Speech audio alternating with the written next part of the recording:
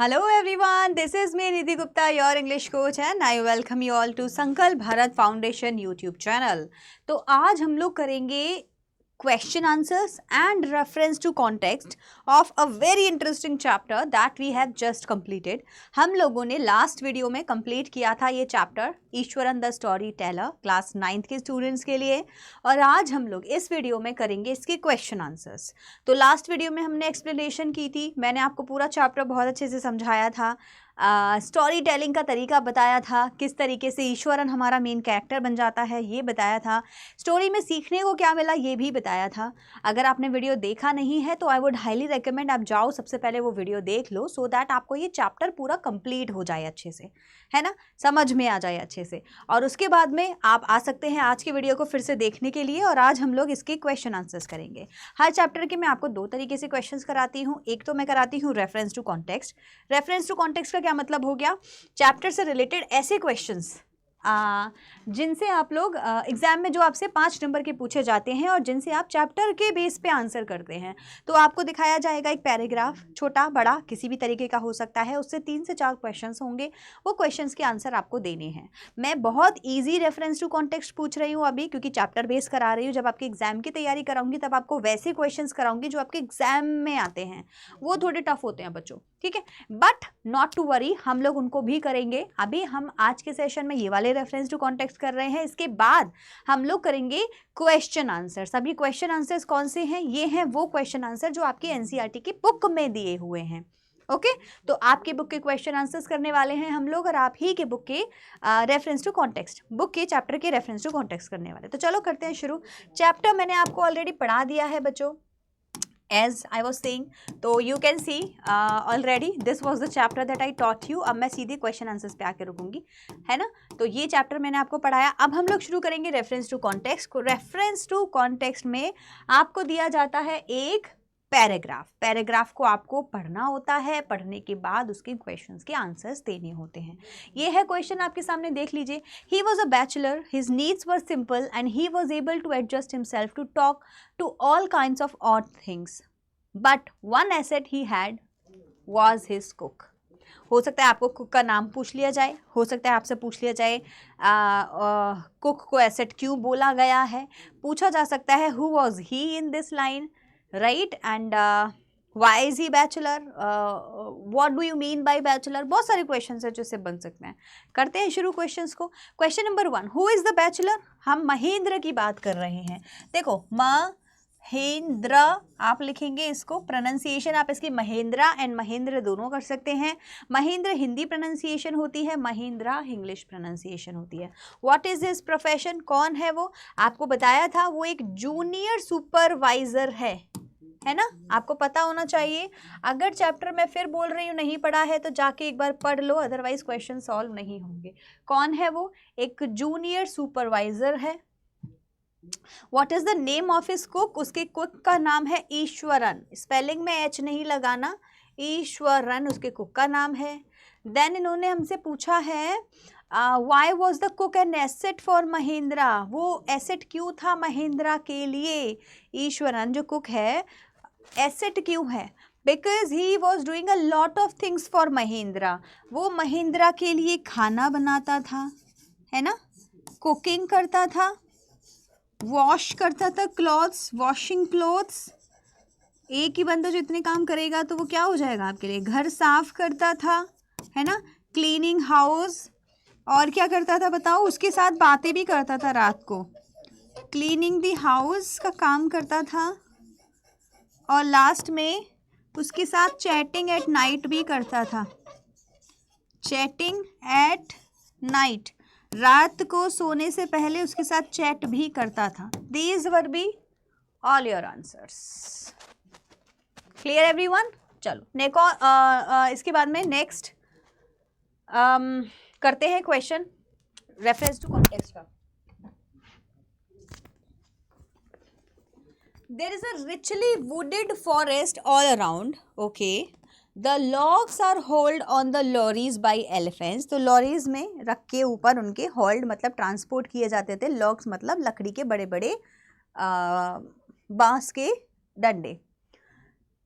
और रहता कहाँ था वो? टिम्बर में। टिम्बर क्या था? रिच वुडेड फॉरेस्ट था, लकड़ियों का बहुत बड़ा फॉरेस्ट था।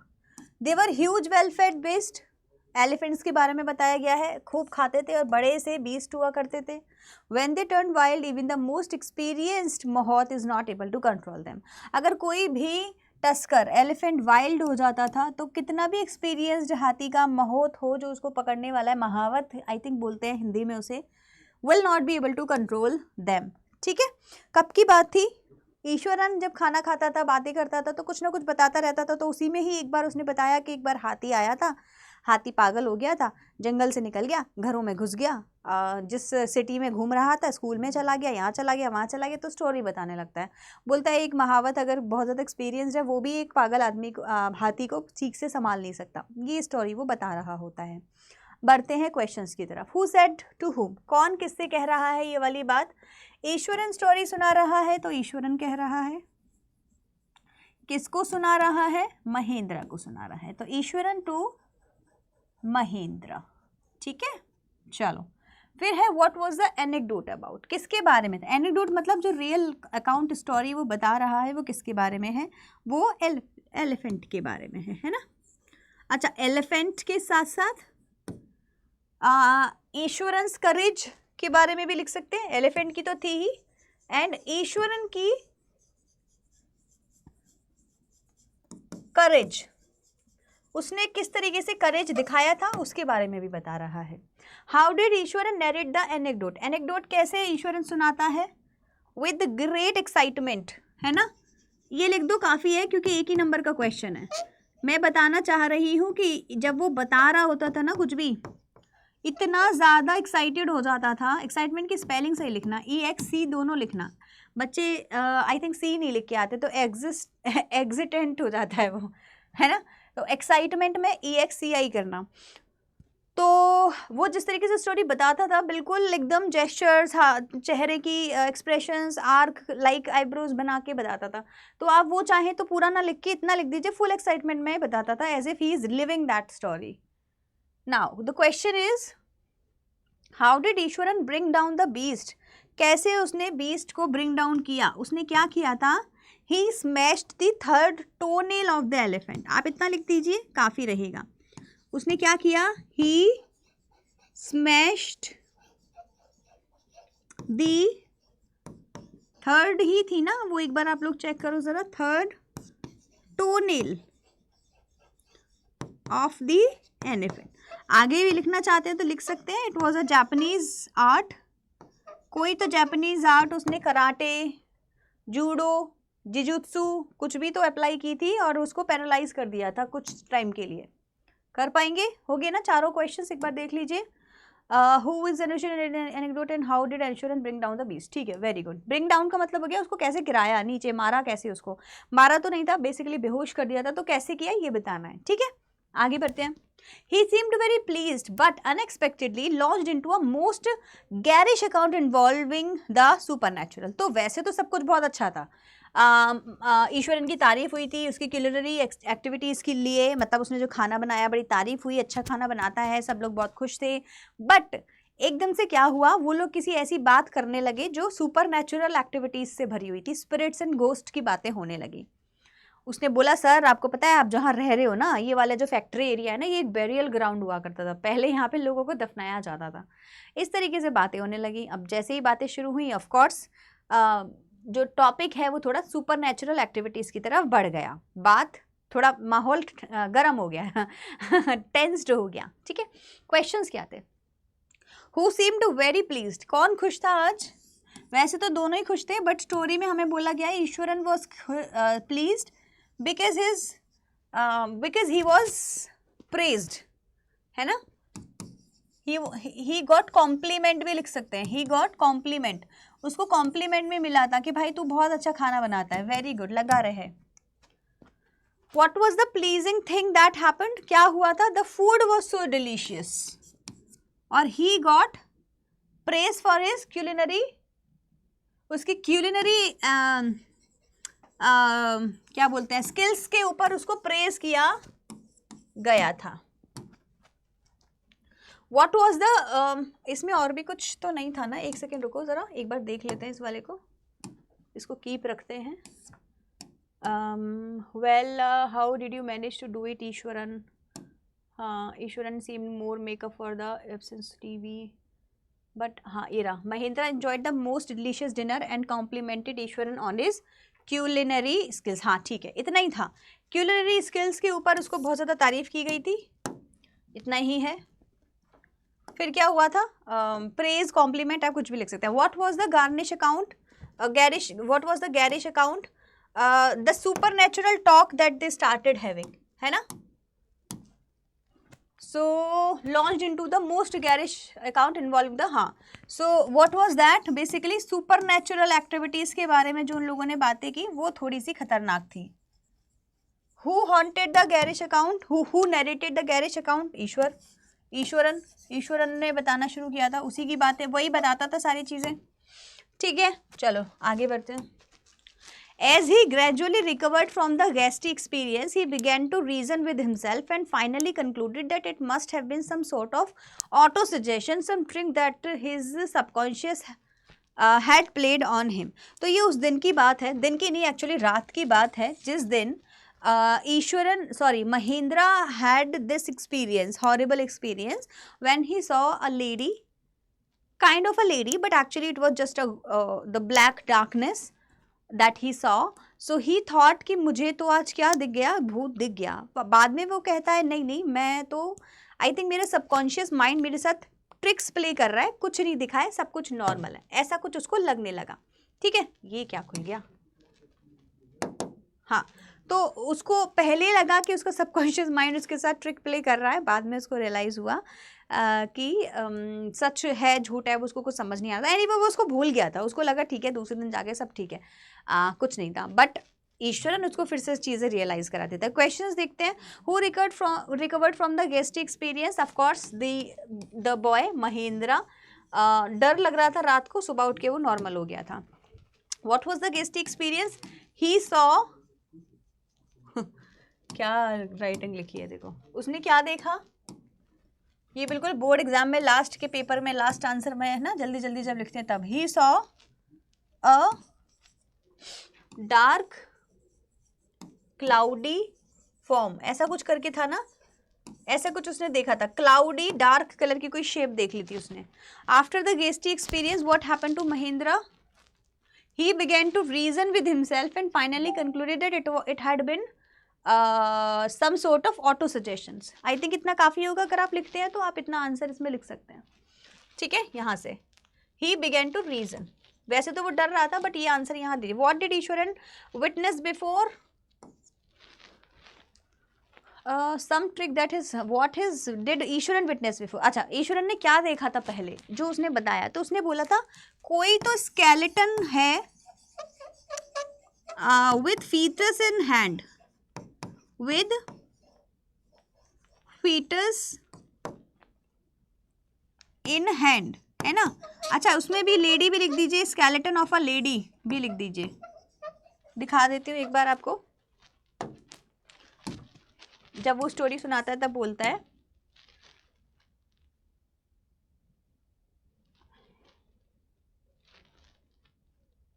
Female ghost with a foetus in his arms. इतना भी लिखोगे आई थिंक तो भी काफ़ी है.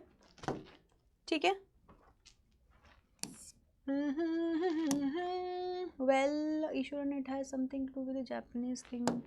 यहाँ पे भी एक बार बताता है ना, I saw human skull lying on the path, things are I am very brave fellow horrible ghost woman which appears off and on with a fetus in his arm. हाँ, है ना. ठीक है, तो इतना तो आप लोग लिख ही सकते हैं. एक लेडी दिखाई देती है with a fetus in his arm. क्या कर दिया मैंने? चलो आगे बढ़े. अच्छा, what did Eswaran witness before? ठीक है, चलो, okay, all right, done. So these were the reference to context. बच्चों अभी हम लोग क्वेश्चन आंसर्स पे आ गए हैं. There would be I think 6 question answers जो आपकी बुक में दिए हुए हैं. वो वाले 6 क्वेश्चन आंसर्स अभी हम लोग फटाफट से कंप्लीट कर लेते हैं. ठीक है. In what way is Iswaran an asset to Mahendra? Mahendra के लिए एसेट कैसे बन गया ईश्वरन, ये आपसे क्वेश्चन किया जा रहा है. तो आप कैसे बताएंगे? वही सब चीज़ें जो अभी मैंने आरटीसी में भी आपको करके दिखाया. महिंद्रा घर के ईश्वरन घर के सारे काम करता था, ग्रोसरी लाना, खाना बनाना, सफाई करना, क्लोथ साफ करना, इसके अलावा स्टोरी सुनाता था, टीवी की भी ज़रूरत नहीं पड़ती थी, इतनी अच्छी अच्छी फैसिनेटिंग स्टोरीज बनाता था।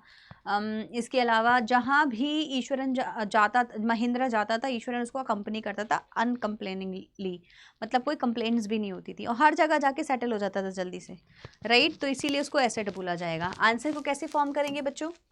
Mahindra's cook who follows his master uncomplainingly wherever he was posted. So Mahindra Eswaran क्या था? He was Mahindra's cook. अनकम्प्लेनिंगली उसको फॉलो करता था जहाँ भी वो जाता था। Apart from cooking he use to wash Mahindra's clothes. Cooking के अलावा महिंद्रा के क्लोथ साफ करता था। टाइडी अप हिज प्लेस, उसके प्लेसेस साफ करता था। Chats with him at night, रात को उससे बातें करता था। He was a great entertainer, बड़ा अच्छा एंटरटेनर था उसके लिए। He could weave out endless stories, बढ़िया बढ़िया स्टोरीज सुनाता था। He was amazing at managing resources as he could find vegetables out of nowhere. ये भी मैंने आपको बताया था। अमेजिंग थी उसकी ये स्किल कि कहीं भी जाके फटाफट से कहीं से भी वेजिटेबल्स और इंग्रेडिएंट्स ढूंढ लाता था और बढ़िया सा खाना बना देता था। Also he never had complain while accompanying his master. अपने मास्टर को फॉलो करा उसने हमेशा, जहाँ वो गया कोई कंप्लेन नहीं थी। Iswaran was truly an asset to Mahendra. हम कह सकते हैं कि ईश्वरन ही था जो महिंद्रा के लिए एक ट्रूली एसेट था। कर पाएंगे आंसर? सारी चीज़ें आपको लिखनी है, ईजी, बहुत बहुत बहुत ईजी क्वेश्चन है, इसमें कुछ भी नहीं था। चलो नेक्स्ट करते हैं। नेक्स्ट क्वेश्चन आ गया आपके लिए। How does Eswaran describe the uprooted tree on the highway? तो ये बहुत ही बढ़िया इंसिडेंट है चैप्टर के अंदर, जिसमें आपको बताया जाता है कि जो ईश्वरन है अपनी बातों को बोलता कैसे है। इतनी स्टाइल में बोलेगा, आपको लगेगा कि छोटे छोटे इंसिडेंट्स को भी इतना ज़्यादा बड़ा चढ़ा के बोल देता था। तो ये क्या थी? ईश्वरन की क्वालिटी थी, राइट। तो बताया गया है यहाँ पे कि ईश्वरन कैसे करता था। तो एक बार की बात है, एक पेड़ गिर गया था, तो उसने उस पेड़ के इंसिडेंट को कैसे बताया? उसने बोला, पूरा आप लंबा सा इसको लिखना चाहे लिख सकते हैं, है ना। तो जब भी उसको दिखता था तो वो क्या बोलता था? अरे पता है एक बार क्या हुआ, मैं जा रहा था, अकेला था, रास्ते में एकदम से मैंने देखा कोई तो बीस्ट गिरा पड़ा है ज़मीन पर। मैं पास में गया, वहाँ जाके मैंने देखा वो पेड़ था। मतलब उसको कहने का तरीका बड़ा अच्छा है उसका, है ना। कैसे बोलेगा? What effect does he want to create in his listener? Listeners पे अच्छा क्रिएट क्या करना चाहता था? वो चाहता था कि लिसनर्स उसकी बात को ध्यान से सुने, फुल अटेंशन के साथ सुने और फैसिनेटिंग फील करें और सस्पेंस बना रहे लास्ट तक, ये उसका काम था। So Iswaran was a great fan of Tamil stories. Iswaran को तमिल स्टोरीज बहुत पसंद थी। Also he was a good story teller, वो स्टोरी टेलर भी बड़ा अच्छा था। Even while describing the smallest incident he try to introduce suspense and a surprising ending to the story. तो चाहे छोटी छोटी बातें बोलनी हो, पर उसमें एक सरप्राइजिंग एंडिंग और सस्पेंस रखना उसको मजा आता था।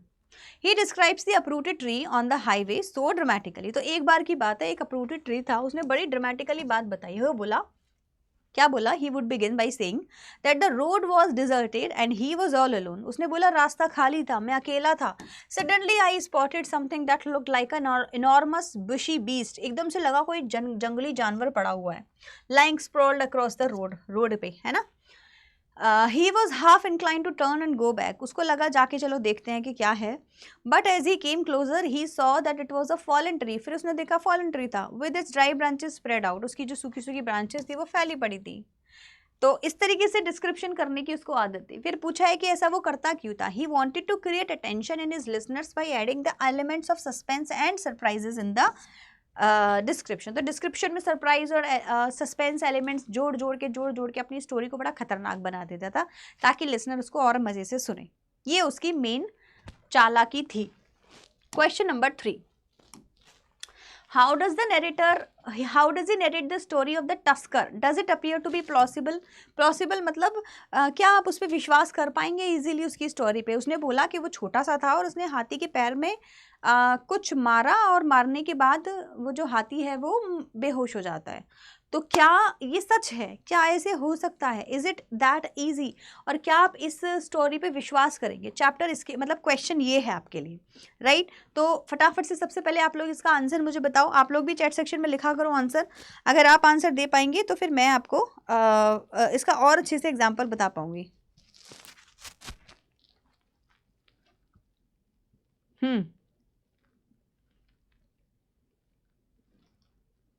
ठीक है, चलो, so how does he narrate the story of the tusker, कैसे उसने बताई?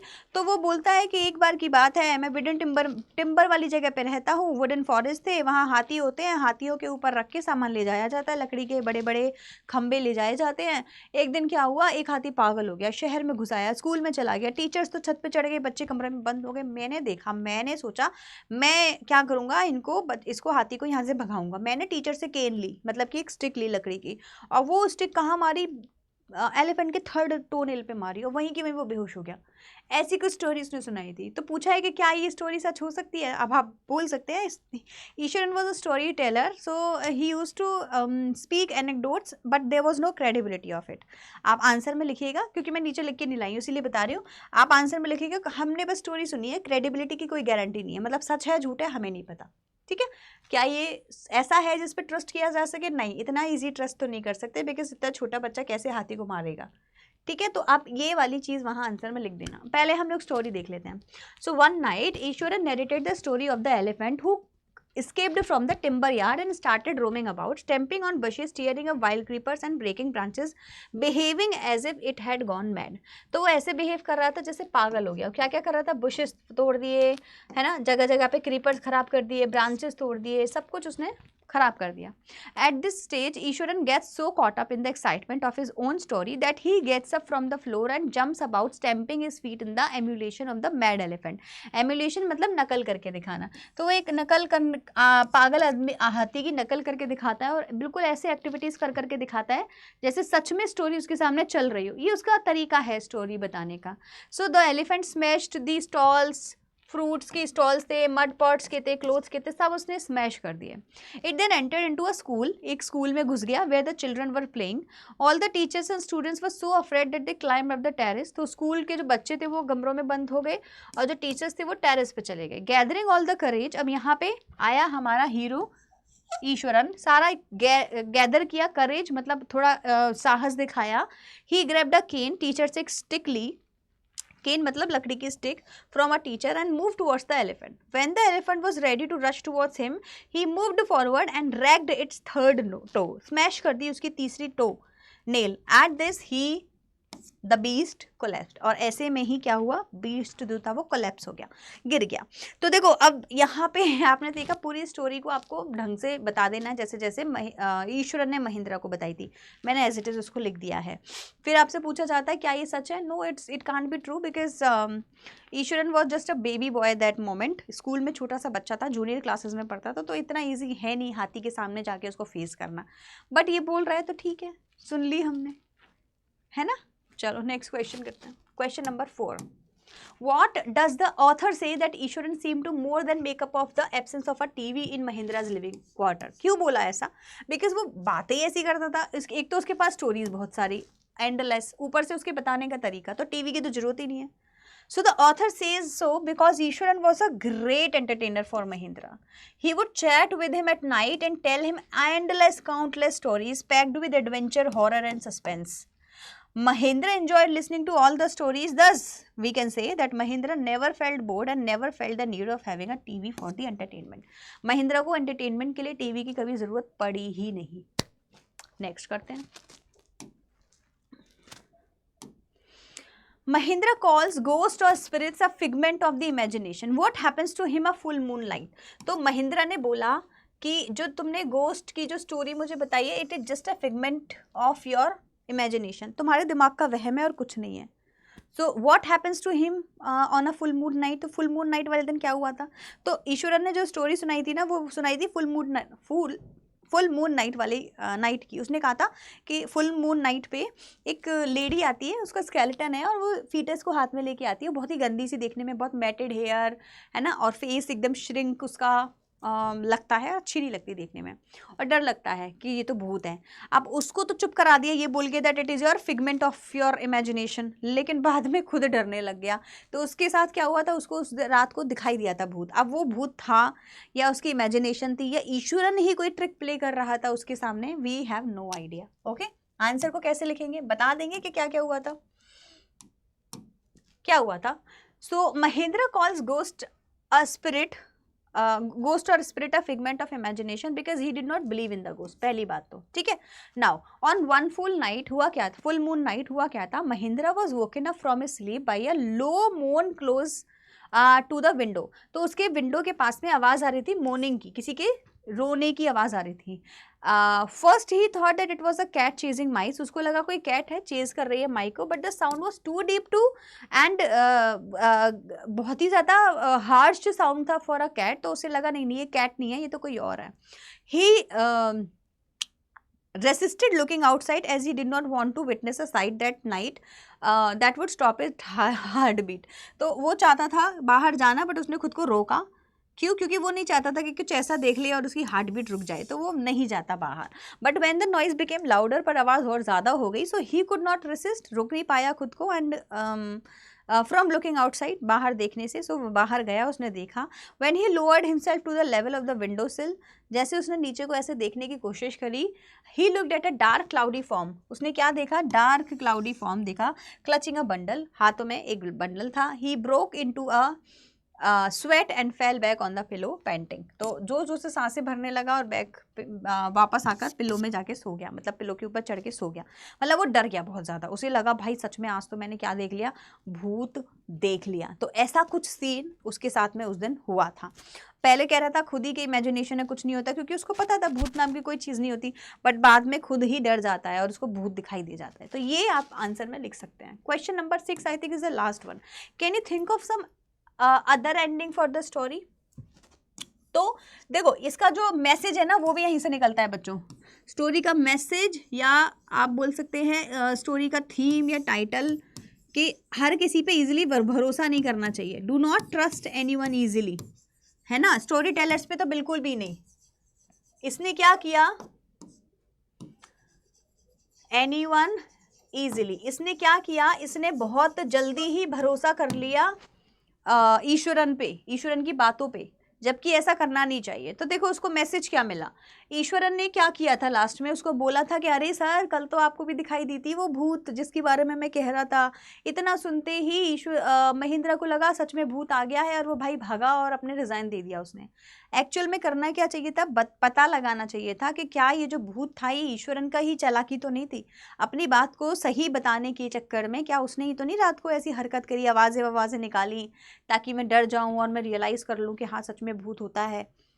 तो दूसरे पे विश्वास इतनी जल्दी करना सही नहीं था। तो ये इसकी नेक्स्ट एंडिंग क्या हो सकती थी कि वो वापस ना जाने की बात ना करता, बजाय कि क्या करता, सीरियसली एग्जामिन कराता कि ये भूत मुझे दिखाई दिया तो क्यों दिया, अपने ऊपर कॉन्फिडेंस रखना ज़्यादा ज़रूरी था। तो एंडिंग आप एक और बता सकते हैं, this story ends when with Mahendra's resignation, resigning from his post and leaving the haunted place. तो वैसे स्टोरी एंड कब होती है, वो रिजाइन कर देता है और हॉन्टेड प्लेस को छोड़ देता है। However, लेकिन the story could have ended on a positive note, और दूसरा तरीका भी था स्टोरी को एंड करने का। The ghost theory should have been proved wrong by calling it merely an image. तो इसको जो गोस्ट थियरी थी उसको हमें क्या करना चाहिए था, रॉन्ग प्रूफ करना चाहिए था और बताना चाहिए था by calling it merely an image formed in the subconscious mind of Mahindra, और बताना चाहिए था कि आपके सबकॉन्शियस माइंड में जस्ट एन इमेजिनेशन आई थी और कुछ नहीं था। Since Eshwaran kept telling the story of various ghost, he started fencing the things, otherwise there are no such things as ghost. तो हम ऐसे भी इसको फिनिश कर सकते थे, या फिर और क्या कर सकते थे, ये भी कर सकते थे कि ईश्वरन आया वापस, और वापस आके उसने क्या किया,